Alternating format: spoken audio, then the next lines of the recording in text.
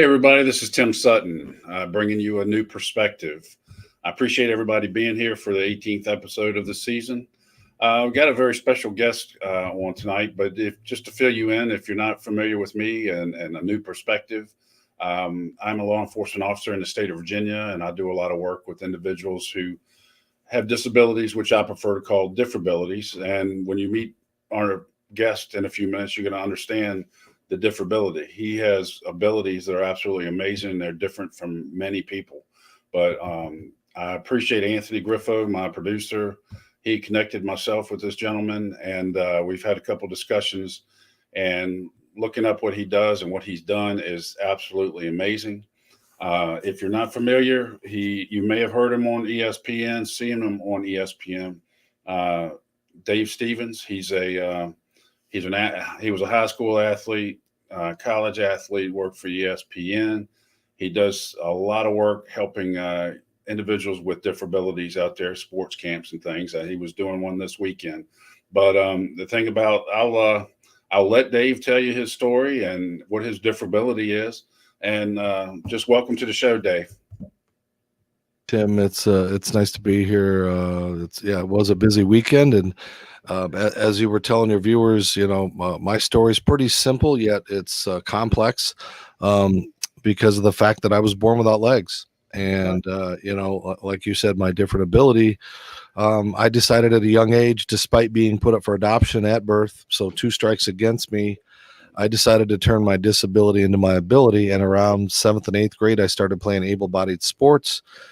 Started out with like volleyball and then basketball and just playing on my arms, and then figuring out ways to not be the last guy picked anymore, which was always important. And you start playing softball and being able to play different positions and things like that. And so then I took it to the next level, becoming the only 3-sport athlete in the history of high school sports without legs anywhere in the nation. And led to TV appearances and all kinds of cool stuff way before the internet, when there was only 4 TV channels or whatever, and led to a college scholarship at Augsburg University in Minnesota, where I became the only legless football player in college football history. I got a local TV job at the ABC affiliate there and got to be a part of a World Series with the Twins in 87 and 91.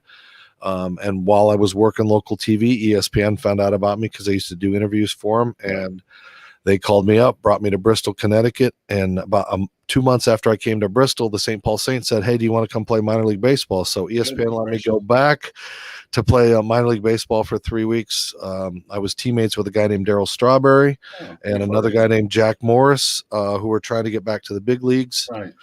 And, just lived that magical life. Started a couple games at second base, actually pinch hit for Darryl in a game where he hit 3 home runs. But the rest of the story is moved back to Connecticut, worked at ESPN for 20 years, won 7 Emmys, and now I'm a motivational speaker. I'm a professor at Quinnipiac, where we started a media company for those with disabilities. And then, like you said, I put on sports camps for those that are disabled, and I do a lot of charity work. I was in New York for at Fashion Week last night on the runway, all dressed up. And so if I sound tired and you see these eye bags for the people that are watching your podcast, those are genuine eye bags from being exhausted. I started, and much like you, I started a podcast that has exploded around the country with a lot of my celebrity friends and people that jump on and again, just telling their stories and just sharing and doing good like you're doing, Tim. When I found out about your story and what you're trying to do to not only educate, but to heal and to help, and, the bureaucracy that you go through and the battles that you go through, it's nice that you have a platform like this where you can educate and inform, and much like me, teach empathy instead of sympathy, so you can help fix people. And I think a lot of it, we actually formed a nonprofit here over the past 6-8 months, a better understanding. And we're trying to get it out there, raise their awareness, have functions, parties, events for individuals with diffr'abilities, the advocacy, teaching them to advocate for themselves, which obviously you had advocates and you went out there and you decided you were going to advocate for yourself. And that's what has led to you being who you are and being involved in all the things you are and you're doing, and you're helping other people. But the advocacy is huge, and the acceptance, It is. And that's the important thing that we don't people are so uncomfortable with people with disabilities or not being around them, not being used to somebody, and just we need to show them that this is my normal. Not having legs is my normal. Somebody having Down syndrome, that's their normal. Right. We all have gifts, we all have abilities. I've been, for advocation, the things like being able to go to the Super Bowl and show people what it's like. And you're seeing here, for the viewers, this is me at a Super Bowl party with the Gronkowski brothers, and you don't typically see a media person in a wheelchair. And so I like to open those eyes and ears and show them that, I have done okay in this business, and I'm very thankful. And now I get to give back and teach able-bodied and disabled and everybody just the tools of the trade and some of the things that can help anybody be successful. And to your point, I wouldn't be where I am today if it wasn't for a football coach and a wrestling coach and a baseball coach that, said, screw it, I'm not going to listen to the parents, and I'm going to let this kid take a shot. And then, years later, I find out, and again, I wonder what that mentality is like, is you've got, as a coach, you've got a parent coming to you saying, my kid has legs. How is this kid without legs beating out my kid in the outfield? Right. And that parent has to be told, well, your kid isn't good enough. This kid is better. And no parent wants to think that a kid without legs is better than their kid at wrestling or football or anything like that. So I've learned both sides after the fact. But if if those coaches hadn't allowed me and, let me get where I want to get, then I wouldn't be traveling around and going back home to Arizona and interviewing Phoenix Suns players and Larry Fitzgerald and going to football stadiums. And again, people, they freak out when they see me on the field. They think it's a giant gopher hole because it looks like I'm sitting in the hole on the ground, but they do double takes. And then players come over when they're warming up and they shake your hand and fist pump you. And they're like, all right, man. Cause they don't know my story. They're in the middle of warming up, but they're like, wow, this guy's out here doing it. And that's, Tim, my biggest point is when people see my story and they see what I've overcome, I want people to go, well, what's my excuse? What's holding me back? Exactly. Why am I not trying to go out there and achieve? If this guy can do it being poor, no legs, up for adoption, there's no excuse for everybody else there to go out and at least try, because it's better to try and fail than to sit around for 20 years and regret. I didn't ask her out. I didn't go try out for this play. I didn't become a ballet dancer. Whatever it is that you don't think you can do. As you said, Tim, early on, that's incredible. When I was on that show, I said I wanted to replace Howard Cosell, and I wanted to play professional baseball at age 15. Wow. And I did it without legs. So I don't know. I'm not magical. I'm like Charles Barkley says, I'm not a hero. I'm not a role model. I'm just a guy that I didn't know I was handicapped. I didn't know I was disabled. I wanted to go out and live my life. And that's why you were differently abled. I mean, and your story, I'm sure some people, those athletes, and I'll sit there and see you, and so many people going, I thought I had a problem. I thought, I was slacking. Look what he has done. But you had those coaches and you had those people in your life that advocated for you, and they got you in place. And that's one thing I try to convince business owners, hire people with diffr'abilities. They will be some of your best employees you would ever have. Take a chance and you're going to be pleasantly surprised. But I can only imagine how difficult it was for those coaches. Well, Tim, let me turn this on you. Why couldn't you? And I know it affects your world as well. It affects the military, but you can't have a job as a law enforcement or military if you have a disability. So why couldn't they find those niches where your brains are needed? Why couldn't a dispatcher, 911 dispatcher, have a disability? They don't need to run a mile with a pack on. Right. And these people with brains could be contributing to our air defense systems and all these kind of things that, oh no, you've got to go through training camp. You got to be able to run this fast and do all this. And, it's almost like, and nothing against women, but women now have been given those opportunities in lesser things, is because they do deserve to be there. But those with disabilities, we could work in law enforcement. You could have a detective that knows forensics that's in a wheelchair. I'm sure people that have gotten shot have come back to active duty in certain aspects, but you don't get to start that way. Now we've got a couple with our agencies actually who had injuries or things happen, and they've actually rehired them back, and they're in a different position. In the training unit or things like that. But as far as dispatchers and what I tell everybody, when you're talking about a lot of your autism and some of your other disabilities, diffr'abilities, they're brilliant. And how many rockets would be taken off down in Florida if it wasn't for people with autism? autism allows us to be one of the smartest countries on the planet. If Mhm. we didn't have it, we'd probably be the dumbest. But there's so many places and so many areas that individuals with differabilities can plug in. It's just having those coaches, having those bosses, having those teachers, give them the opportunity. And I'd like that's to see a wheelchair meter made. I mean, it's not like they're not chasing down crooks and things right, like that, but it's still something where they could contribute and do. And so, but again, my biggest thing would be the military. right. Just open it up and make those opportunities. They could get us to the moon. They probably Well, could. well, the most damage is done when they say this is all the way we've always done it. That's the problem. Because in law enforcement, I know typically years back, they would have a height requirement. And if you weren't that tall, you would not be hired as a police officer. Well, that excluded tons of women. But once they adjusted that, then more women got in there. And yes, I do believe there's plenty of places for law enforcement for women. Some of my work with have been the best cops out there that I've ever seen. But again, people gave you that opportunity to do that, and every single one should be commended. And I bet you they had such a struggle with those other parents, like you were talking, because my son played sports in high school. I know how political it is and how cutthroat. And just looking back at your coaches and everybody took those chances, what they, I guess, sacrificed because they felt so strongly about you and your ability, and they Yeah. got you through there. So that's absolutely awesome. Yeah, I was Awesome. lucky, like I say, you see these amazing stories of where they'll give a kid with Down syndrome one play to run a touchdown or something like that. And that's what I was always battling is like I wasn't this charity project. Right. I just wanted to be out there to compete.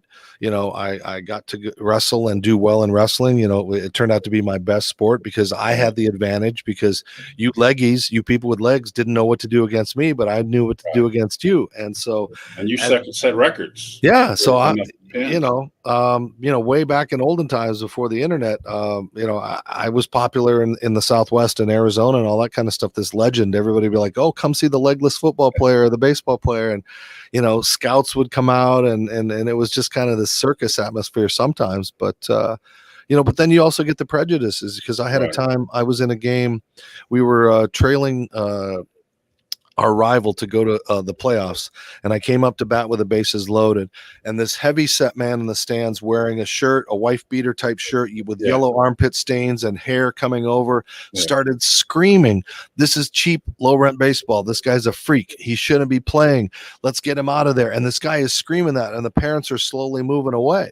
And I Right. look at my coach, and the bases are loaded and we're trailing. And I look at my coach, and he's like, "Stevens, get in there." And I get in the batter's box, and this guy is continuing. "He's a freak. He's a midget. This is ridiculous. I can't stand seeing this," and blah, blah, blah.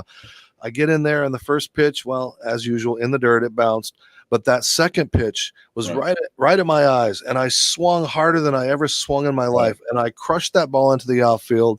3 runners come around to score, and as I got to first base, I turned in one motion, and I said, "That's what I'm here for, you bleep, bleep, bleep, bleep, bleep." And got Right? thrown out of So the game. the story doesn't end there because everyone's all excited. I've driven in the runs, but my coach comes running across the field and he's like, "Get your butt in the dugout." And I'm like, "But coach, I just drove in 3." He goes, "Get your butt in the dugout." So I go in the dugout and he's like, "Do you know why I took you out?" And I said, "No, coach. I mean, that guy yelled at me and I used my bat." And he goes, "No." He said, "When you got to first base and turned and screamed at that guy, you became that bully because when we're bullied, we always look for that weakest person to bully them so we feel better about themselves." And the Yeah. next thing out of his mouth was always walk the talk, Right. always act like you've been there. So Right. I know people are staring at me. I know Right. that I've got to put on a show because they're looking at my uniqueness. But Yeah. I've never forgotten to this day to ever just brag or gloat or just walk the talk. Let me be an example. Just watch me walking around on my arms and playing sports, and just take away with it what you want. Is it cool? Yes. Is it freaky? I don't care. But just go with it. Just don't scream at people. Don't bully people. Don't, I ruined a beautiful moment. And Yeah. to this day, I still, when I do something good, I'll let the people clap or applaud. I just kind of I was there. That's what Yeah. you're paid to do. They say in baseball, you're paid to hit the ball and run. So Well, and that's what I tell officers. People want to get up, they want to push your buttons, and they want to get up in your face, they want to call you a name or whatever. I say, when you show that it's bothering you, they won. They won. You went right where they wanted you to go. If if it does not bother you, just let it go. I mean, go somewhere out in a closet and yell and scream and do whatever. But once they see you reacting to it, then they know they got you. Hmm. And that's a great life lesson that stayed with you for the rest of your life. So Yeah. I admire you. Does it bother you at all, or was there a time where it just switched where it didn't bother you anymore? That people were looking at you. You said, and I love the word you used, your uniqueness. Did Um, that bother you up to a point, and then you just realized I'm no, done? I don't think it's ever I think it actually kind of bothers me in old age because now people are, staring at me and I'm older and I'm not this, You're not on the field, yeah, and so they just look at this old guy in a wheelchair and feel sorry for me, but the stares never go away. That's what I say. I don't wake up in the morning and I have legs. I mean, I look right? down, I crawl, I get on the ground and walk, the bathroom or whatever. Like, it's not like I wake up and go, "Oh, I'm so feeling sorry for myself." Like, it's just, it defines me. It Yeah, is it's who who I you are. am. And so, in older age though, I mean, people seem to stare more. I don't know, and then the worst part is God bless people, but they always think, "Thank you for your service." They want to come up to me and they Oh, think I lost my legs in the war. And then right, I'll never admit to it. But you don't want people to not thank those people in the future because then they get embarrassed. So it's like, no, I didn't serve. I was born this way, but thank you. And, every day, especially with my three sons, all my life, trying to be a normal parent to three right, people with a disability. That's a tough thing when you got diapers and walking, yeah, doing those things, but we managed to do it. And I look back at being a parent as probably the biggest challenge I've ever accomplished because I wanted to give them that normal life, not right. thinking that, nothing different as far as where they were raised or fed or anything like that. And, they've grown up with my normal and it doesn't phase them. Right. Nothing I've done in life actually impresses them. They Well, could care less, that's nothing, but typical. but That's if I typical. play Call of Duty and get a few kills or something, then I'm the best dad ever. So You're the cool dad then. yeah, yeah, I know. So, and I saw on your Twitter feed. I don't think everybody realizes, but apparently you're responsible for Dak Prescott's injury. Is that yeah. No, I was lucky enough last year to be on the field. I did get to do football coverage, and Dak ran by, and I knuckle punched him, and that's and what did it? yeah, so Yeah. Well. Hey, that kind of stuff happened. And you're the only person. Was that correct? You're the only person to actually pinched hit for Strawberry. yeah, yep, That's in the awesome. minors, yeah. So I'm very lucky. That's very neat. Well, some organizations, you were in New York this past weekend, helping with the organization. What other organizations are out there that you work with and share about? Disability Dream and Do, the baseball camps, Runway of Dreams, clothing for people with disabilities. I work with Ability Media at the college, that organization we started teaching media with Dean Roush at Quinnipiac, and the students they got to go to the Super Bowl with me and things like that. So it's been an amazing run. Well, that's awesome. Now, what about the Disability Channel? Can you share a little bit about That's that? in Canada, and they do stuff. It's like a TV channel that they try to stream and do shows, and I've helped them with the American side by doing sports and creating things, and yeah, it's been amazing. Wow. So you got all of these things that you've done, and we talked about it before, and people may be curious. I asked you about the strike zone, how they adapted, or when you're playing baseball, how they adapted the strike zone. What, you're 3'2"? Is that right? Yeah, 3'2", so they adapted it, above my waist and just below my head, and that was that. You either got strikes or you walked, and I did walk a lot, but I also got a few hits along the way just to make the Right. naysayers realize I wasn't up there for the walks. And I'm And I sure the played right field, umpires. probably the shortest right fielder ever to start a high school game. That's And then I all. got to try out in the Olympics and play in the same outfield with Barry Bonds and Odie McDowell when I tried out the Olympic team. So, I mean, like I said, I've lived a Forrest Gump life. I've tried out for the Cowboys. I've played football in Ireland and New Zealand and Australia, and, just continue to do athletic things. I played in a celebrity softball game in the Texas Rangers Stadium this summer. And, I'm lucky. I'm 56, but still having fun like I'm a 14-year-old. That's pretty awesome. So what's still out there that you have not done that you want to do? I'd like to get my life story in a book and a movie. And those are kind of hopefully in the works. Right. So we'll find out in the next few months if all those things are going to happen, and then that could be real life changing for me and the kids. And just I want to leave my legacy. I want people to remember, what my legacy was. And I like then that. have people, what's your legacy? What do you want people to remember you by, or what was Right. your mark? Wow. And I don't think we've even brought it up. You 20-year career with ESPN.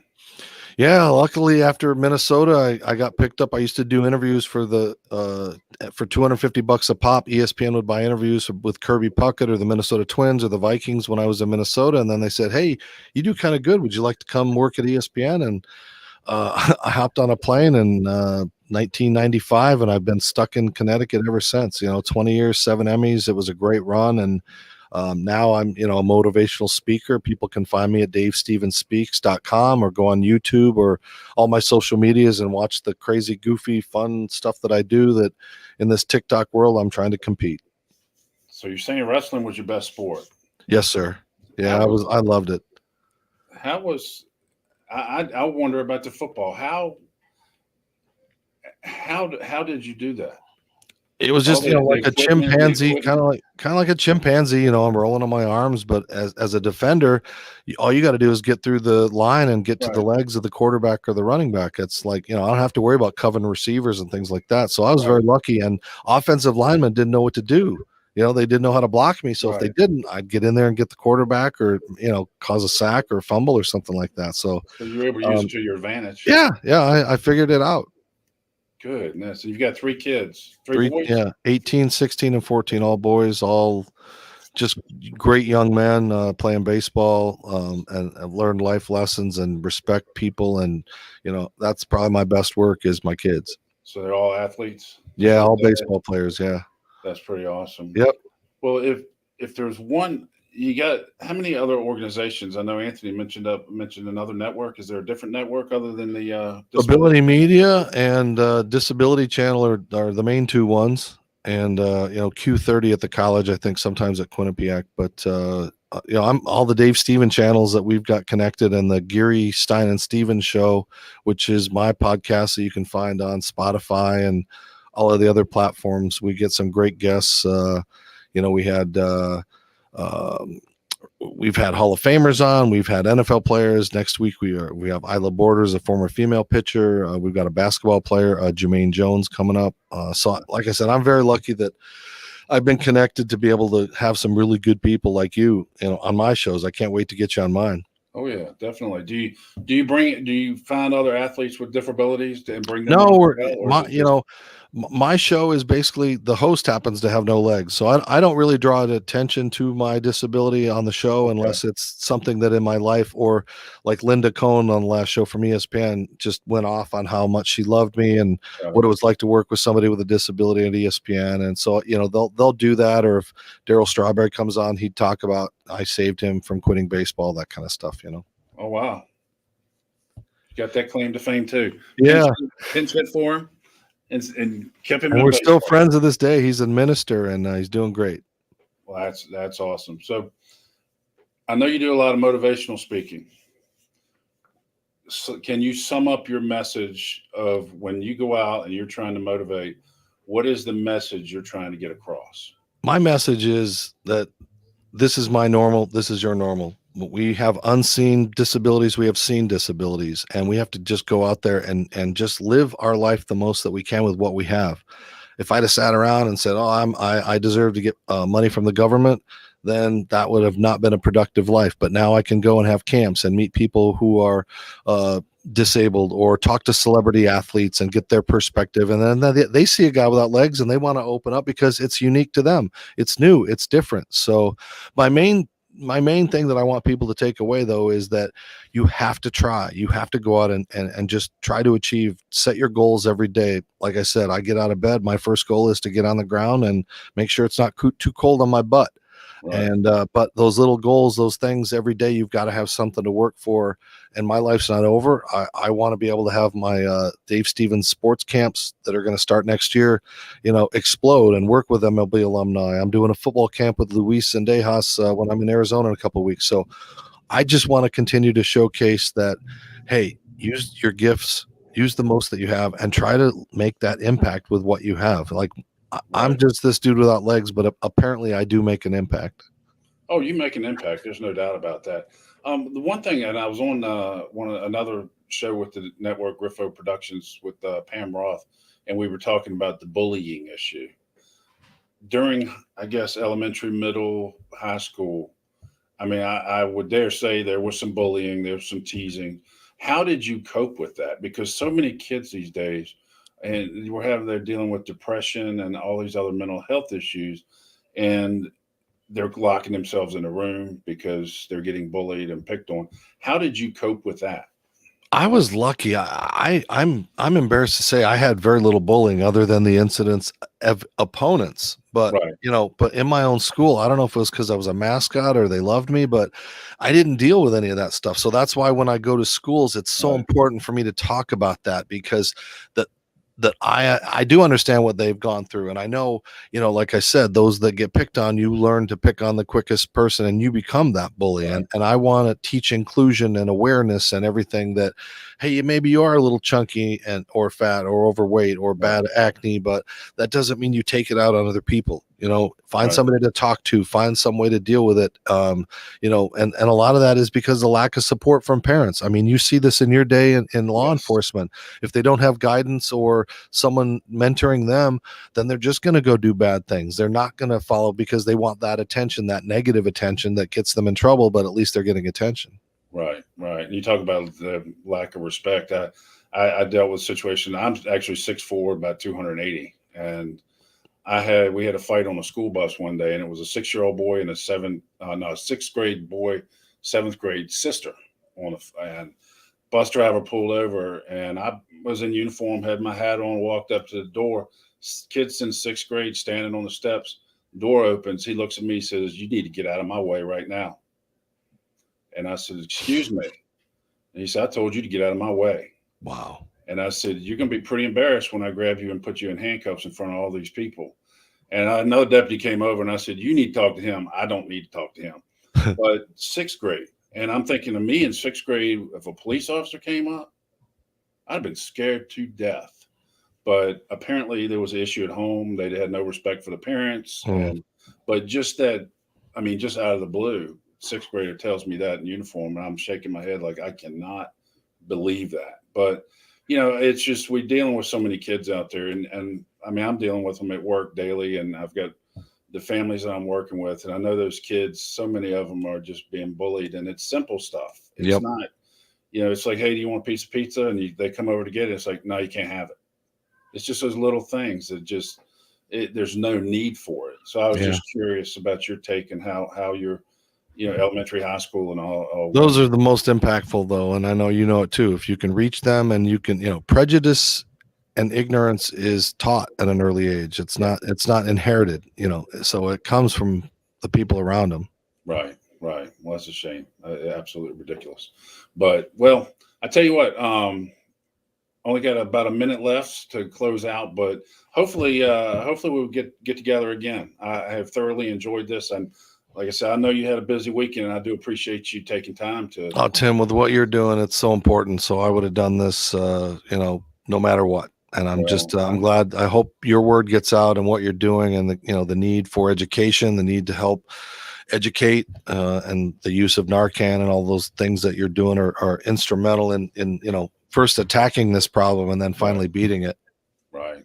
We'll beat it one day, one day. But well, thank you so much for your positive message and everything you're doing out there. And let's stay in touch, and we'll do this again.